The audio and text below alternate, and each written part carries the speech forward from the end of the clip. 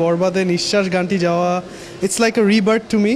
আগের জিএম আশরাফের যেই ধরন ছিল, যেই জনরা ছিল, সেখান থেকে বের হয়ে এসে একটু সিরিয়াস, একটু একটু হার্ডকোর টাইপের ইমোশনাল গান করা, এই আমার প্রথম। আর এটাকে এত ভালোভাবে রেসপন্স দেওয়ার জন্য আসলে সবার কাছে আমি থ্যাঙ্কফুল। বরবাদে গান গাওয়ার অফার কিভাবে এলো? ডিরেক্টর মেহেদী হাসান হৃদয় ভাই আমাকে আগে থেকে আমরা চিনতাম, ওনার জন্য নাটকে গান করেছি, তো ওইখান থেকে আমাদের পরিচয়। তো ওনার কাছে হঠাৎ মনে হলো যে এরকম একটা গান হয়তো আশরাফ করতে পারবে। আমাকে ফোন দিয়ে বললাম একটা গল্প শোনাবো, আপনি আমার স্টুডিওতে আসেন। গেলাম, গল্প শুনলাম। পরে আমি বললাম আমি তো আসলে এরকম গান কম করি, আমি তো সিরিয়াস গান অত একটা করি না। উনি বললো আমার কেন জানি মনে হয় আপনি পারবেন, আপনার দ্বারাই হবে, আপনি একটু টাইম নেন, একটু চিন্তা করেন। তো একটু চিন্তা করে টাইম নিয়ে আমি একটা ডেমো রেডি করলাম। ডেমো রেডি করে ওনাকে শোনালাম। তো উনি বললো সাকিব ভাই অ্যাপ্রুভ করলে তাহলে এই গানটা ফাইনাল হয়ে যাচ্ছে। তো এরপরে সাকিব ভাই অ্যাপ্রুভ করার আগে আমি গানটা আবার মানে নিঃশ্বাস যে লুকে হবে, ওই লুকগুলো দেখার পর আমি বললাম আমি একটু দেখতে পারবো। উনিও দেখালো যে আপনি দেখেন যে হিরোর জন্য কাজ করতেছেন, ওনার লুকটা কী হবে। তো ওটা দেখার পর আমি গানটা আবার রেকর্ড করলাম। অ্যান্ড তারপর তো এখন যেটা সাকিব খান নিজেই অ্যাপ্রুভ দিয়েছে, অ্যান্ড এখন রিলিজ পাওয়ার পর তো আপনারা শুনতেই পাচ্ছেন গানটা কেমন হয়েছে। কথায় আছে শাকিব খানের সিনেমা আসলে যারাই করেন তারাই লাইমলাইটে চলে আসেন। জিএম আশরাফের কি খবর আসলে, তিনি কতটা লাইমলাইটে এসেছেন এখন পর্যন্ত? আমার লাইমলাইট আসলে আমি এগুলো বুঝি না। আমি অনেক নর্মাল সিম্পল মানুষ। আমি গান বানাতে পছন্দ করি, গান রিলিজ করতে পছন্দ করি। মানুষের ভালো লাগলে তো ভালো, না ভালো লাগলে নিজেই শুনি। সো মানে সবসময় এরকমই হয়ে আসতেছে। আমার বেশ কিছু গান জনপ্রিয় হয়েছিল, তো তখনও আমি অত একটা লাইমলাইট বলেন বা প্রচারণার বিষয়টি বুঝতাম না, এখনও বুঝি না। তবে বরবাদ এমন একটা জায়গায় গিয়েছে নিঃশ্বাস গানটা, যে আমি কিছু না বুঝলাম আমাকে ধরে এনে যে তুমি বুঝো, তুমি শিখো। গানটা কিভাবে করলাম, সবাই গল্প জানতে চাওয়া বা ভালোবাসার দিক থেকে সবাই প্রশংসা করা। সো মানে আমার এর আগে 20 মিলিয়ন 50 মিলিয়নের গান আছে, আরও এরকম মিলিয়ন ভিউজওয়ালা গান আছে, বাট এইটার মানে মুভির কানেকশনটার কারণে বা ওভারঅল একটা ইম্প্যাক্টটা এরকম যে আগের কোনোটার সাথে মিলাতে পারছি না।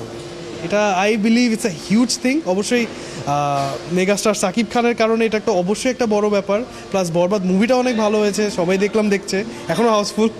তো সব মিলিয়ে ইট ওয়াজ আ পারফেক্ট প্লেসমেন্ট ফর নিঃশ্বাস, I believe.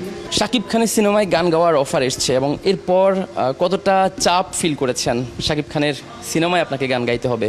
Two be honest, হ্যাঁ, মানে একটা তো প্রেশার থাকেই, কারণ আমাকে বলা হয়েছিল যে এখানে আরও অনেক মানুষের গান আছে যাদের নাম বলবো না, আপনি প্রেশারে পড়ে যাবেন। ফার্স্টে বলা হয়নি, পরে তো আমি জানলাম প্রীতম হাসানের গান আছে, সবারই বড় বড় আর্টিস্টদের গান আছে। তো এর মাঝখানে নিজের একটা স্ট্যান্ড ক্রিয়েট করা অবশ্যই টাফ জব। প্লাস সাকিব ভাইয়ের সাথে যাবে ওভারঅল, মানে lyrics has to be there, tune has to be there, voice vocal texture has to be there, সব মিলিয়ে প্রেশার ছিল। তো এত প্রেশার ছিল 3 দিন আমার মাথায় কাজ করেনি। প্রথম 2 দিন আমি বসছি যে কিছু লিখবো, কিছু লিখতে পারিনি, খাওয়া দাওয়া করছি, কক্ষে চলে আসছি। 4 নম্বর দিন থেকে অনেক মানে হঠাৎ করে আমার মাথায় 2টা লাইন আসে যে পুরো দুনিয়া জ্বালিয়ে দিব, করবো ছাড়খাড় তোমায় না পেলে। কারণ I was like studying Aryan মির্জার ব্যাপারটা। ভাইয়া তো আমাকে স্টোরিটা শুনিয়েছিল, আমি রেকর্ড করে নিয়ে এসে আরিয়ান মির্জা কে, মানে মুভির যে প্রোটাগনিস্ট, যে উনি কী করে, কী পছন্দ করে, কীরকমভাবে করে, ওটা চিন্তা করতে আমার কাছে মনে হলো আরিয়ান মির্জার মতো মানুষ এরকমই চায় যে দুনিয়া জ্বালিয়ে দিব, মানে যেটা সে চায় সেটা সে চায়, নো ম্যাটার হোয়াট। তো ওইভাবে করে পুরো গানের থিমটা সাজানো, লিরিক্স লেখা, কম্পোজিশনে ওই পাওয়ার ইম্প্যাক্টগুলো ওইভাবেই দেওয়া যে একটা জিদ্দি মানুষ যখন জিদ করে কিছুর জন্য, ওই জিদটা ভাই ইটস সামথিং এলস।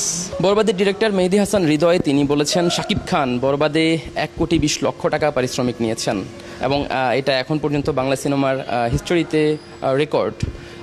একটা সিনেমার পেছনে আসলে আরও অনেকেই থাকেন এবং তাদের পারিশ্রমিকটা কখনো আসলে উঠে আসে না। তো এই বরবাদে আপনি নিঃশ্বাস গান গাওয়ার জন্য কত টাকা পারিশ্রমিক পেয়েছেন? Okay, I wasn't ready for that. নতুন আমার তো এই ফার্স্ট এই মুভিতে এই ফার্স্ট গান ছিল, তো ওই হিসাবে আমি বলবো যে আপনার কোয়েশ্চেনটা হৃদয় ভাইকে করা উচিত, যেহেতু হৃদয় ভাই সাকিব খান আমাদের মেগাস্টারের পারিশ্রমিকের ব্যাপারে উনি কথা বললেন। সো আমি বলবো যে পারিশ্রমিকটা যেটা আমি মনে করি ঠিকঠাক, মানে ওনাদের দিক থেকে, মুভির দিক থেকে আমাকে যতটুক যেভাবে সাপোর্ট দেওয়া, ফ্রিডম দেওয়া, অথবা সেই পরিমাণ যথাযথ যেটাকে বলে ক্রেডিট দেওয়া এবং পারিশ্রমিক দেওয়া, সব দিক থেকে ওনারা সম্মানার্থে আমি এখন পর্যন্ত দেখিনি কোথাও কমতি রেখেছে। হৃদয় ভাই বলেন, তারপর শারিন আপু বলেন, যথেষ্ট কোঅপারেটিভ এবং শেষ পর্যন্ত ওনারা মানে ওই যে আর্টিস্টের যে মূল্যায়নটা, যেমন আমি টু বি ভেরি অনেস্ট আমি বলি যে আমি অনেক নাটকে কাজ করেছি, অনেকে কিছু কিছু জায়গায় এমন হয়েছে যে আর্টিস্টকে অতটা ফ্রিডম দেওয়া হয় না সব দিক থেকেই, শুধু পারিশ্রমিক বলবো তা না, মানে সব দিক থেকেই একটু ফ্রিডমের ঘাটতি আছে অনেক ক্ষেত্রেই। তবে এই মুভির ক্ষেত্রে আমি আসলেই অ্যামেজ যে শারিন আপু, হৃদয় ভাইয়া ওরা কোনো দিক থেকে কোনো ফ্রিডম ব্লকেজ করে না, যে you're an artist, you know what you want, just tell us what you want from us, আমরা ওইটা দিব, আপনার থেকে আমরা কী চাই ওইটা আপনি আমাকে দেন, দ্যাটস ইট। দ্য নিউজের দর্শকদের জন্য গানটা। তো আগে আমি 6 লাইন গাইতাম, এখন 4 লাইন গাবো। হ্যাঁ শিওর। ওকে আচ্ছা, চেষ্টা করি দেখি। প্রতি নিঃশ্বাসে নাম তোমার লেখা আমার মনের ভেতরে, পুরো দুনিয়া জ্বালিয়ে দেব, করব ছাড়খার তোমায় না পেলে। আমরা শাকিব খানের ফ্যানদের জন্য